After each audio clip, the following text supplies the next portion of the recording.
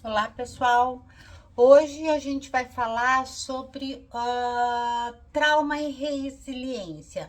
O nosso tema de hoje é a metamorfose da alma, trauma e resiliência. A gente vai falar sobre a neurogênese e como existe a neuroplasticidade do trauma pela neurogênese, que promove a recuperação do aparelho psíquico para a vida, para que a pessoa consiga se regozijar novamente a vida. Mas para que haja essa transformação, existem alguns passos, que é da cicatriz ao crescimento, que é a questão biológica do trauma, a recuperação adaptativa e o crescimento transformador. Vamos lá. Quanto ao crescimento transformador, a gente coloca que existe, de fato, a resiliência, o critério da antifragilidade e a transformação numa pessoa melhor. Esses são os passos que eu quero falar aqui com vocês. Mas vamos lá então.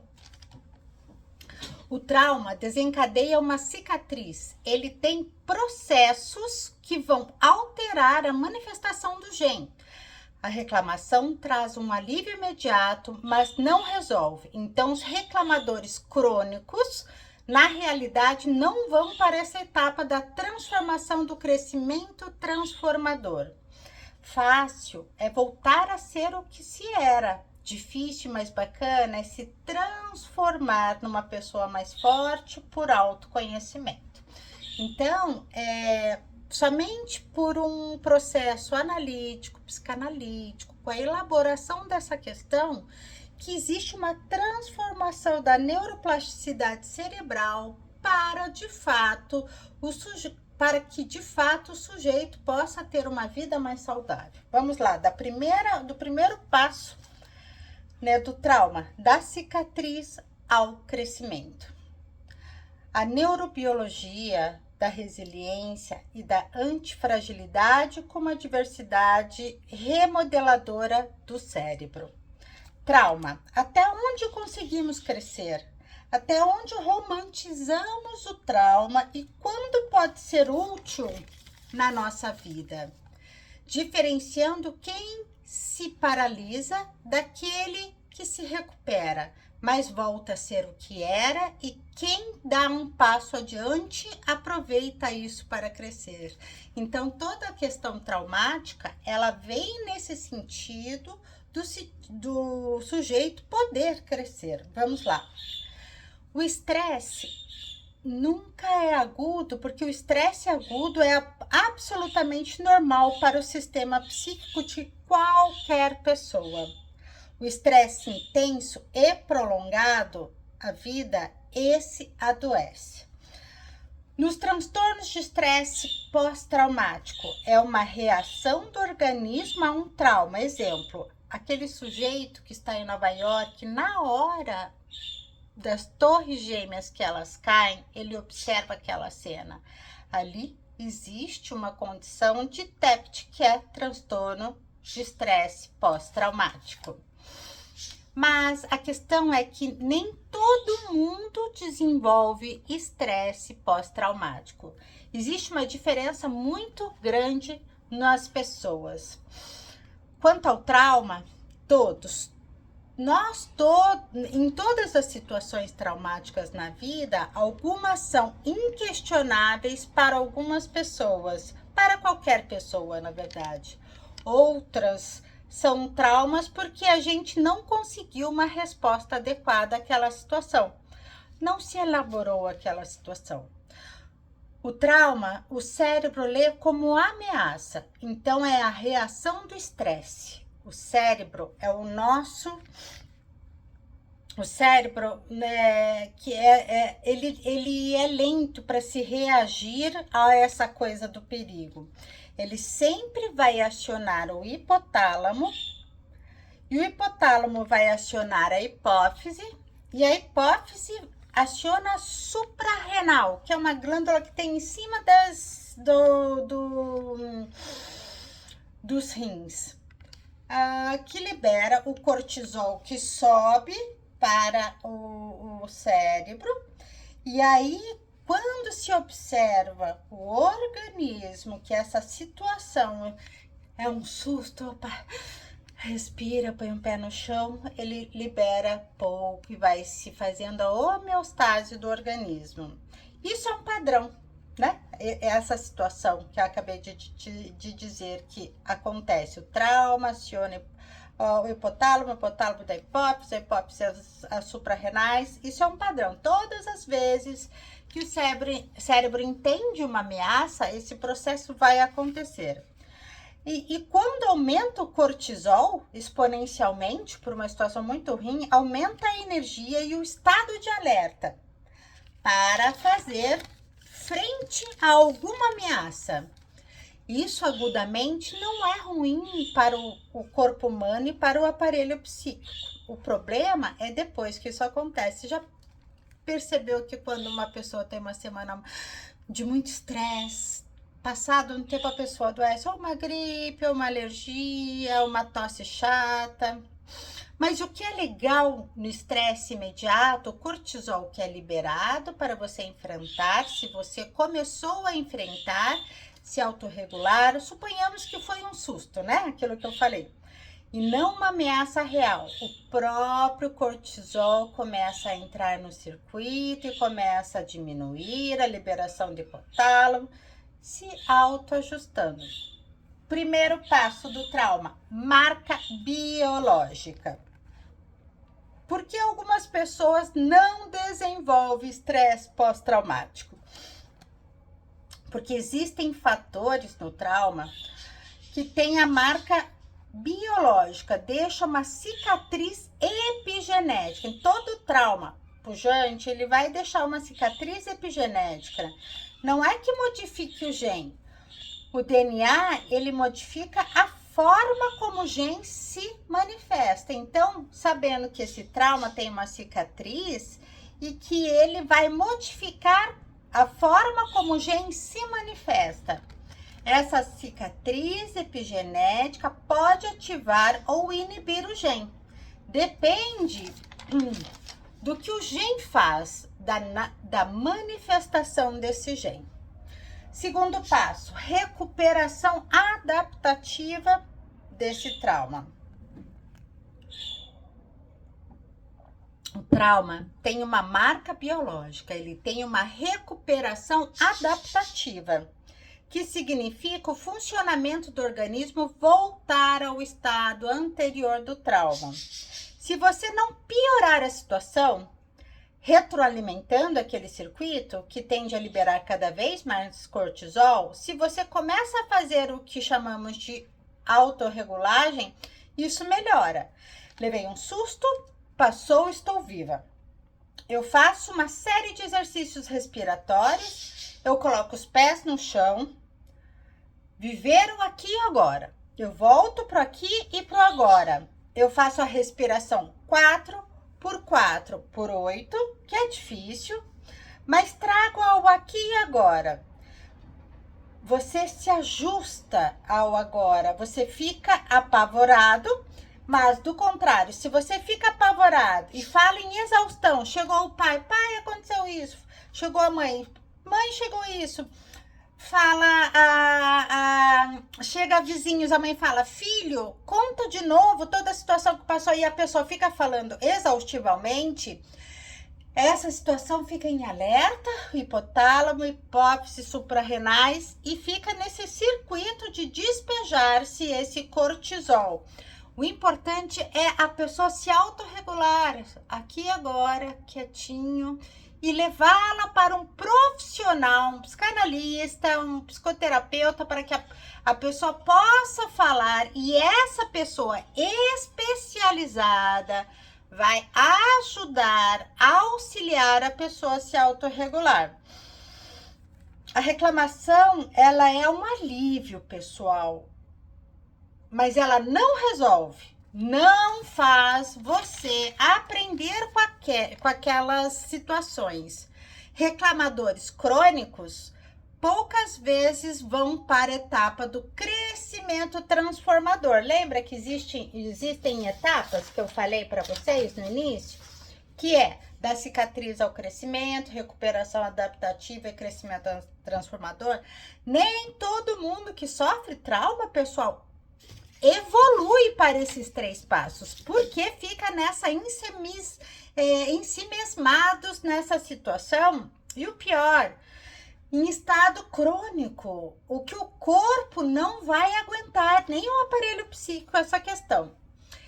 Reclamar, pessoal, é clamar 2 vezes e chamar aquela situação e você cria um circuito cerebral só para aquela reclamação. Você abre um caminho que poderia ser aberto por outras coisas saudáveis no cérebro. Ele fica repetidamente condicionado a essa situação. É importante falar sobre uma situação traumática, claro que é, mas esse falar não é falar por falar. É para poder entender, o processo e facilitar essa operação da volta ao sistema hormonal e aprender com aquilo. Como se portar daqui para frente para que, se acontecer de novo, você está preparado para evitar. Vamos ao segundo passo, o passo da recuperação adaptativa. Isso aqui é muito importante. Se você lê essa situação, por mais dura que seja, de uma maneira positiva ou se acalmando e vivendo aqui agora, você vai desativar e não funcionar o processo da metilação. O que é isso? Isso ocorre porque na epigenética, olha lá, pela metilação do DNA, que é um radical de metila que pode se acoplar ao DNA e impedir que essa transcrição de silenciar as proteínas que iriam ajudar no processo. A metilação, ele estanca a possibilidade do processo da serotonina caminhar no cérebro. A cicatriz invisível, epigenética e a memória molecular do trauma. É isso mesmo. Essa modificação da metilação que interrompe um pouco o processo de serotonina pelo trauma de você ficar falando. Ou também existe a modificação das estonas, que são as proteínas que se encontram na curva do DNA. Não tem o DNA? As estonas são aquelas bolinhas que ficam em volta da bainha do DNA. Então, se você fica falando, ou se você não leva para alguém específico para auxiliar nesse processo, existe a modificação das estonas, que são as proteínas que se encontram na curva do DNA, enlaçado, que também pode tornar o DNA mais ou menos acessível. Daí você pode ligar ou desligar esses genes que precisaria que funcionassem, por exemplo, para encaminhar a serotonina para o cérebro. Então, o trauma, se você fica falando e não leva essa pessoa para um processo de psicanálise, ocorre esse processo de metilação, que essa transcrição que pode silenciar a resposta da serotonina no cérebro em condições benfazejas, bem como a modificação das estonas, que também pode impedir esse processo de funcionamento positivo para o cérebro. Por isso que algumas pessoas têm um estresse pós-traumático. Essa é uma grande questão que a gente precisa falar. Pessoal, tem um estudo que mostra que descendentes dos sobreviventes do Holocausto mostraram padrões de metilação nos genes alterados e maior vulnerabilidade de ter transtornos de ansiedade. Ou seja, você passa essa suscetibilidade modular à resposta do teu DNA. Não é uma lesão. O trauma não é uma lesão, mas você passa essa dificuldade de acessar, por exemplo, proteínas que pudessem melhorar o metabolismo da serotonina e protegeria contra a ansiedade, que é isso que eu falei. Tanto a metilação, não é mesmo? Quanto a modificação das histonas, elas impedem ou interrompem totalmente ou impedem que a melhora do metabolismo da serotonina e que protegeria contra a ansiedade. Então, como eles passaram por esse processo e houve uma modificação dessa modulação, isto é, passado para os descendentes, nesse sentido, o trauma pode ser passado para os descendentes, sim. Olha que coisa. Então, atenção, pessoal, atenção. No trauma, ele altera na metilação, vamos lá.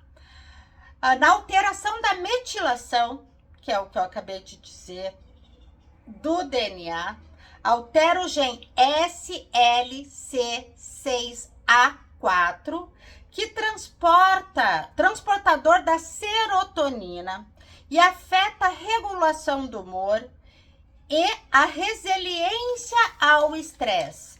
O trauma sofrido pode ser suficiente para esse gene SLC6A4P, responsável por transportar a serotonina, parar ou funcionar menos. Você se torna uma pessoa, então, muito mais sensível. E eu tô falando que essas fases, né?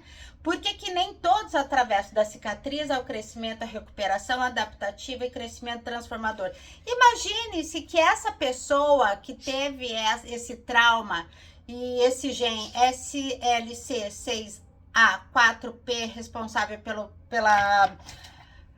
pela passagem da serotonina que chega ao cérebro, ou ele interrompa ou ele diminua muito, ele não faz um tratamento psicanalítico muito bem feito e ele não vai passar para a recuperação adaptativa nem o crescimento transformador. Olha como isso é muito importante. Então, a recuperação, vamos lá, a recuperação adaptativa é o terceiro passo do trauma. A resiliência, pessoal, não é a ausência de dor, é a capacidade de se recuperar, voltar ao estado original. Então, concluindo, pessoal, um trauma pode alterar a manifestação dos seus genes, dificultando a sua recuperação. Mas também sabemos que existe uma capacidade do cérebro de se recuperar e voltar ao estado original. No trauma, o cortisol é liberado para sobreviver naquela situação, uma vez que ele começa a diminuir. Muita atenção aqui, pessoal. Só existe resiliência porque existe neuroplasticidade cerebral, que é a capacidade do cérebro de poder reorganizar o seu funcionamento neurológico e neural em resposta a uma experiência.